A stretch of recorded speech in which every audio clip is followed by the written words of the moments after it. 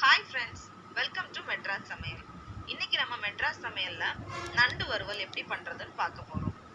இதுக்கு தேவையான பொருட்கள்: 1/2 கிலோ நண்டு. இதை நான் நல்லா சுத்தம் பண்ணி அப்புறம் ரெண்டா உடைச்சி வச்சிருக்கேன்.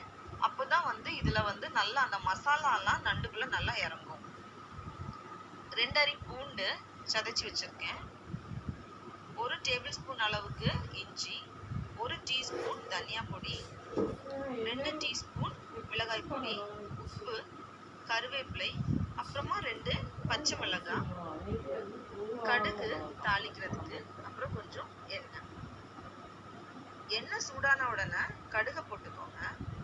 கடுகு உடையிற சத்தம் கேட்டதுக்கு அப்புறமா அதுல மிளகாய் பொடி அப்புறம் தனியா பொடி ரெண்டையும் சேர்த்து 1 நிமிஷம் நல்லா அது ப்ரௌன் ஆகுறது வரைக்கும் வறுத்துக்கோங்க.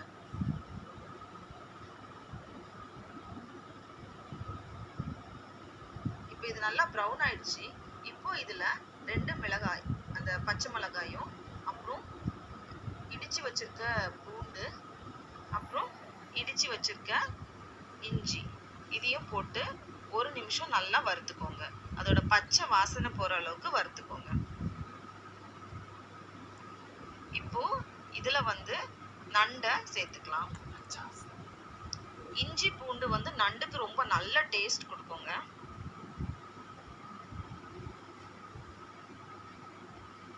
இந்த நண்டை நல்லா அந்த மசாலாவோட கோட் பண்ணிக்கணும். அதுக்காக இதை நல்லா மிக்ஸ் பண்ணிக்கோங்க.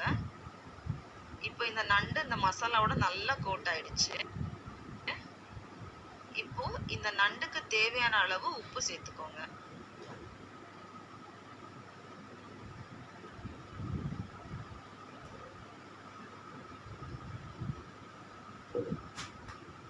அப்புறம் இந்த நண்டு நல்லா வேகணும். அதுக்காக அந்த மூடி போட்டுட்டு ஒரு 7 நிமிஷம் நல்லா அதை வேக விட்டுருங்க.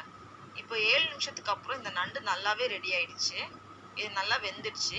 இதுக்கப்புறம் இதுல கருவேப்பிலை போட்டு கார்னிஷ் பண்ணிக்கோங்க. நம்மளோட சுவையான நண்டு வறுவல் ரெடி ஆயிடுச்சு.